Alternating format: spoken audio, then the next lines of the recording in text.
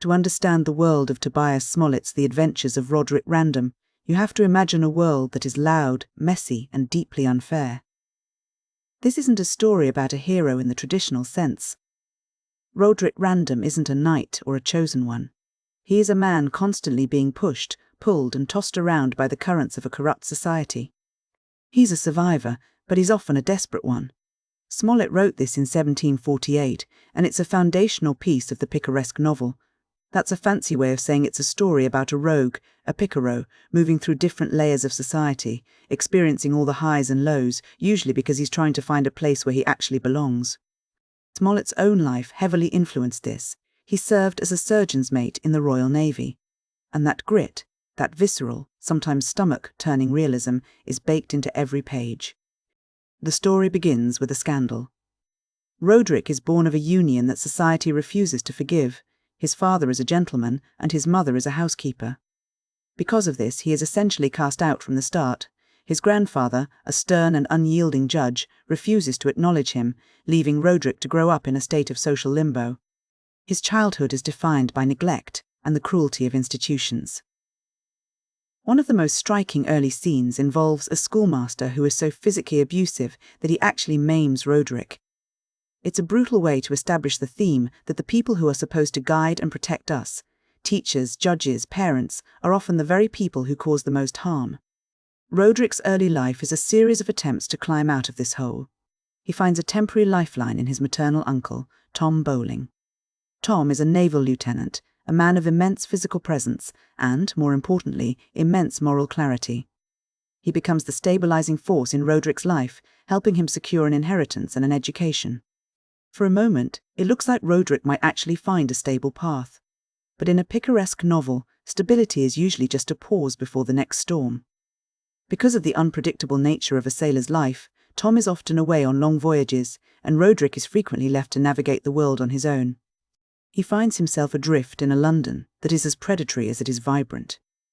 He tries his hand at an apprenticeship with a volatile apothecary, but he quickly finds himself caught in a web of scams and social manoeuvring. He moves between being a gentleman and being nearly destitute, constantly trying to play the part of what society expects him to be, only to find that the mask of manners is often used to hide a very ugly reality. This brings us to the most famous and visceral part of the book, his time at sea.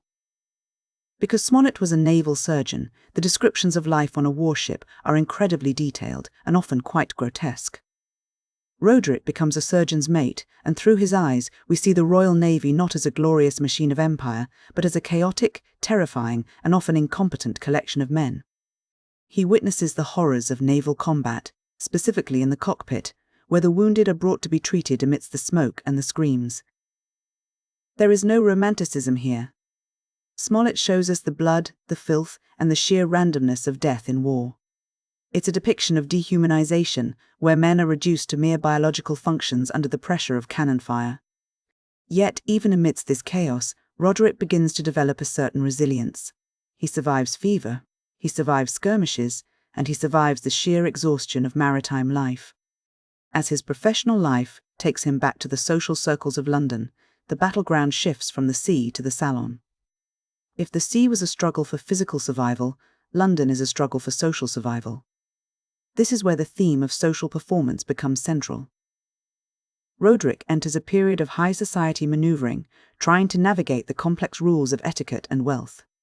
But he is constantly being manipulated by predators.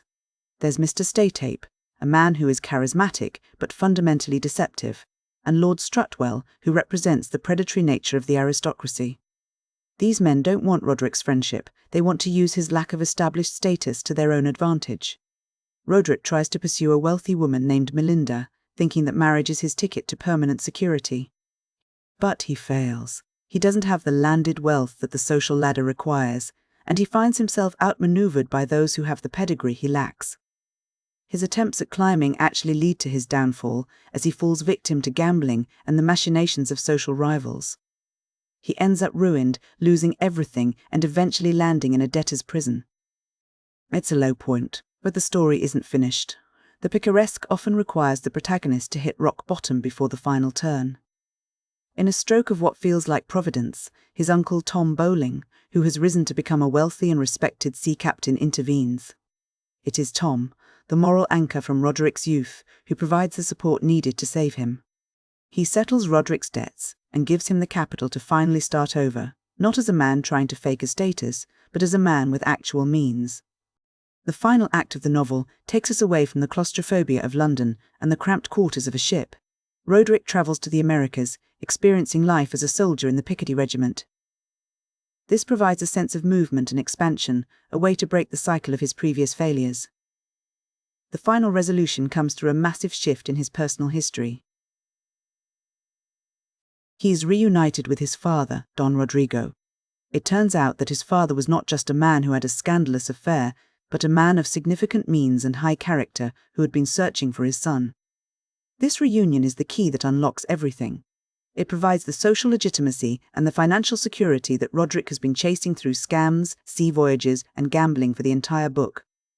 The novel concludes with a complete reversal of the circumstances of his birth. Roderick marries his true love, Narcissa, a woman who has remained virtuous and steadfast despite the chaos around her. He settles into a life of landed respectability in Scotland. His father reclaims his ancestral estate, and even his loyal, somewhat clumsy companion, Strap, finds his own version of happiness. When we look back at the whole arc, the book is doing something quite sophisticated with the idea of restoration. The first half of the book is about the chaos of a world that is broken, a world where children are maimed by teachers and orphans are discarded by judges. The second half is about the slow, often painful process of putting those pieces back together.